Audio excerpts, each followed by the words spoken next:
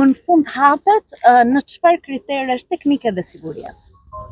Në kushtet optimale për aq sa mund të lejonin rrethanat.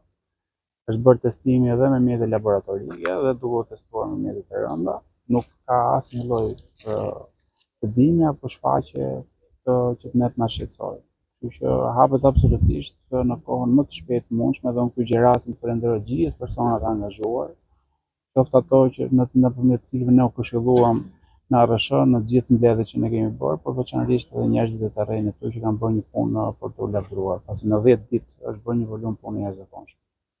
Ndërkohë si do të rregullohet trafiku, ju jeni kujdesur të keni një njoftim sot në rrjetet tuaja sociale, pra një thirrje, një orientim për drejtuesit e mjeteve. Trafiku do të jetë i hapur për gjithë mjetet, por unë këtu gjej rastin të bëj një thirrje drejtuesve të mjeteve tonazhit të rënd që të respektojnë peshën e tyre në aks, që është pesha limit 8.2 tonë për aks. Kjo sepse në momentin që do të kalohet, pavarësisht se kjo është diçka që kontrollon e verifikon policia e shtetit në vend, por unë këtu gjej rastin të bëj thirrje pasi duhet të respektojnë këtë, se në momentin që nuk respektohet, kjo pastaj mund të mund të krijojë probleme në rrugë duke krijuar le të themi gropa që do vështirësojnë kalimin, që këtu gjithsesi jemi në kushte kantjere. Në fakt, drejtori, keni thënë që ky incident në infrastrukturë do të shërbejë si mësime. Cilat janë mësimet që do nxjerrë autoriteti rrugor shqiptar? Mësimet besoj që do janë të shumta nga kjo që ndodhi këtu dhe ne do me të përfunduar ky kalim, pra që ne të lehtësohemi nga kjo barë, duke qenë që unë këtu kam ardhur bashkë me inxhinierët e mi, pra le të themi drejtuesit kryesor të autoritetit, kanë qenë ditë për ditë në vizitë në kantierë me mua. Ne do të mbledhemi me gjithë institucionet përkatëse, pra me shërbimin gjeologjik, me IGEUM-in, me inxhinierët e Institutit Ndërtimit, të inxhinierisë ndërtimit, pra me gjithë me inxhinierët për të diskutuar rreth problemet dhe si mund të adresohen në vijim probleme të tilla që mos të kemi më, mos të hasim më.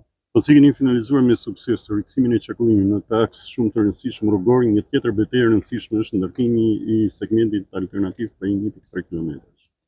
Atëherë ne menjëherë po do fillojmë shkresat duke filluar nga dita e sotme, sepse duhen shkresat për të vijuar me fillimin e punimeve aty. Ky aks do të kërkojë rreth 60 ditë dhe kjo është arsyeja që ne u fokusuam për të vijuar me qarkullimin rrugor këtu në pjesën e sipër, pavarësisht se unë nuk artikulova kurrë përveç deri para 2 ditësh.